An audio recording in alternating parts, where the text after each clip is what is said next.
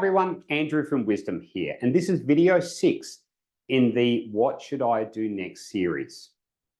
And so far in this series, we've covered with the very first video around just so starting considerations and a few things that I think you need to be thinking about before you make decisions about what your next property deal looks like.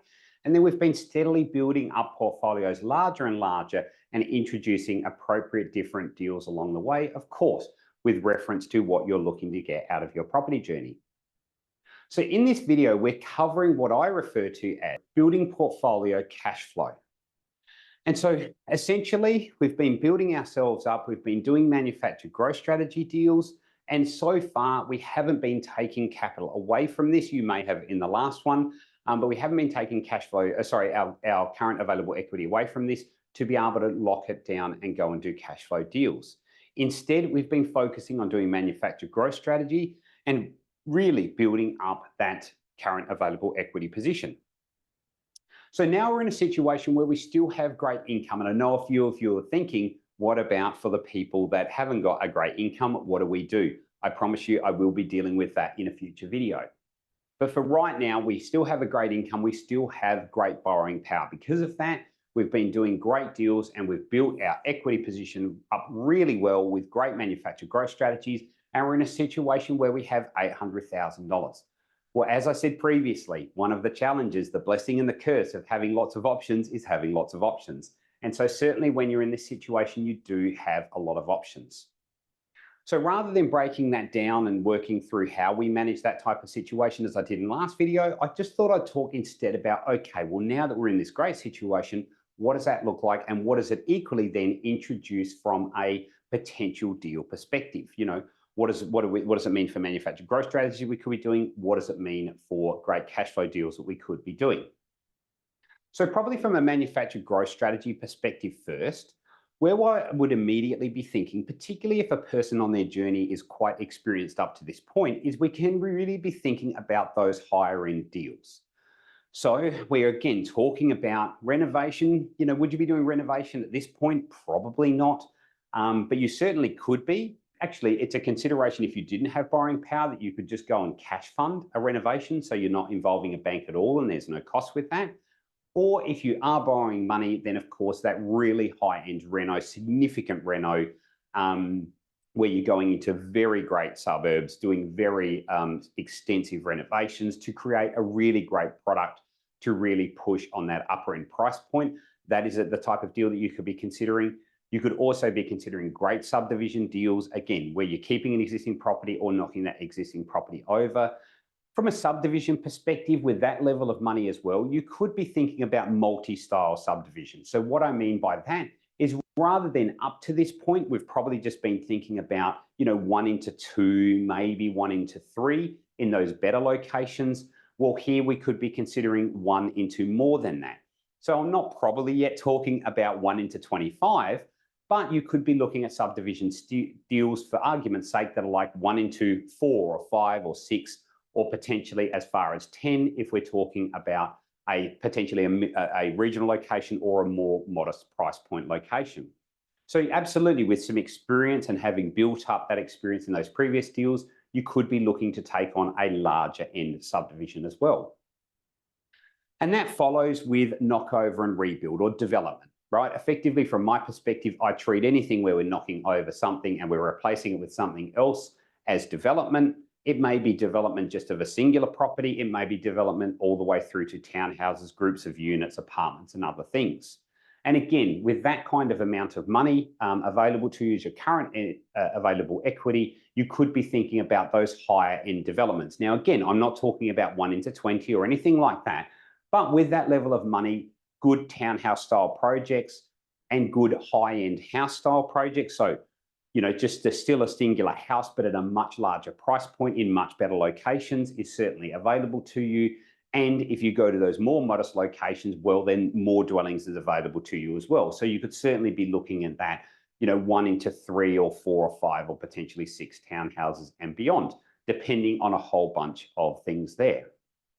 But if you've built up that experience at that knockover rebuild, like I spoke about in that very first video, with regard to, well, where is your journey taking you? And do you start to do deals in line with that to be able to build that experience and continue to work up the total scope with regard to your deals? Well, if you've been doing that, again, by this point in time with good experience under your belt, doing a, say, 1 into 5 townhouse project is probably not beyond your skills and experience. It might be a little bit of stretch on what the things you've done before, but it certainly isn't going to be entirely new.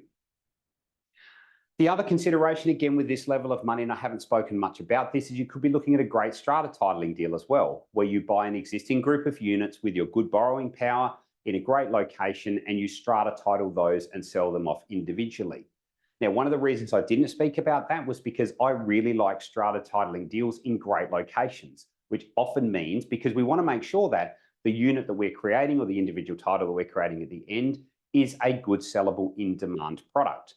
And so generally speaking, with those great locations, those better properties, comes really large price points, and you do need really good borrowing power to be able to go into those deals and execute on that style of deal as well. So I think, again, with this level of money, from a manufactured growth strategy perspective, one of those types of great strata titling deals is a really good opportunity and potential for you. The one thing that's cool about strata titling deals, I mean, there's lots of cool things, but one of the things that I like is they can be very quick, particularly where you combine them with a reno.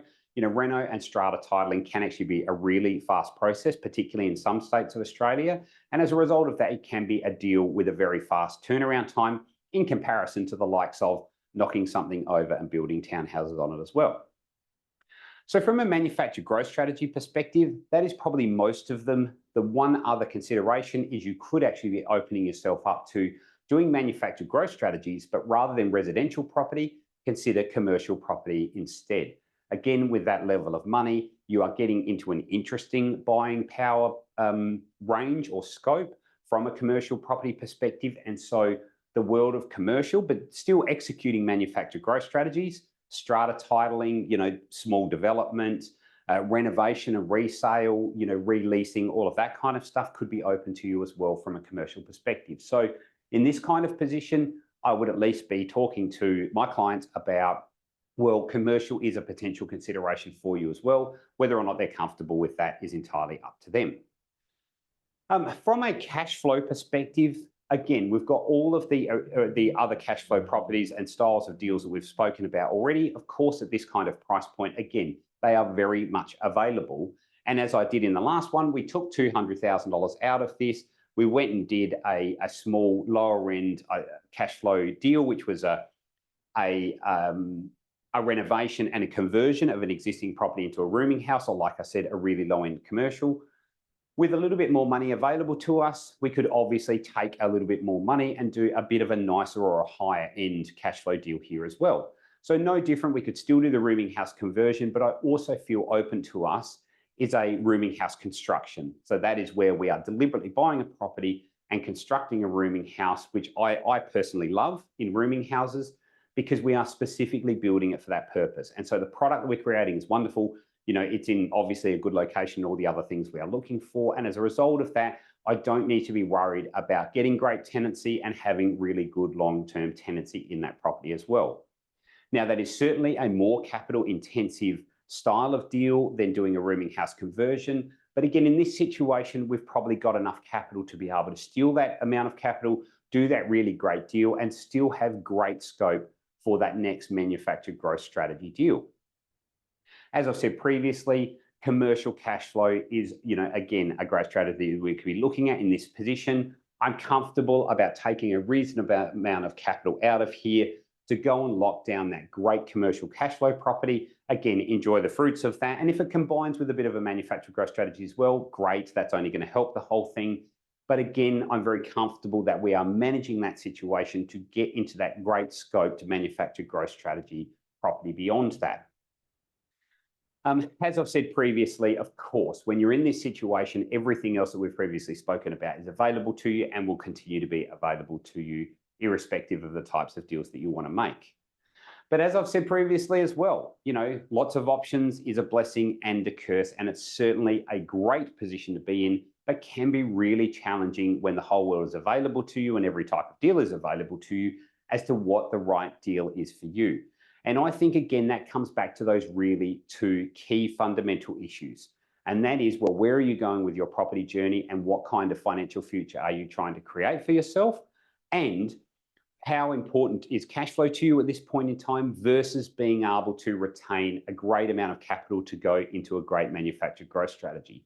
And I think between those two things, if they're managed really well, then it starts to really create some clarity around what the right types of deals of all of these options available to you, what the right types of deals are for you to create that financial future that you're looking for, and to be able to continue to do the types of deals that you're passionate about, enjoy, and make sense to you as well. So hopefully for a very unclear particular situation, that helps provide some clarity about what you should think or potentially think about doing next.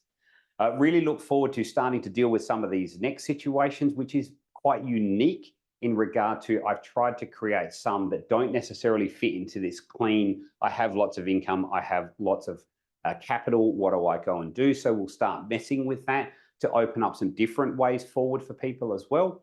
Really look forward to bringing you those videos soon. Until then, as always, happy investing and bye.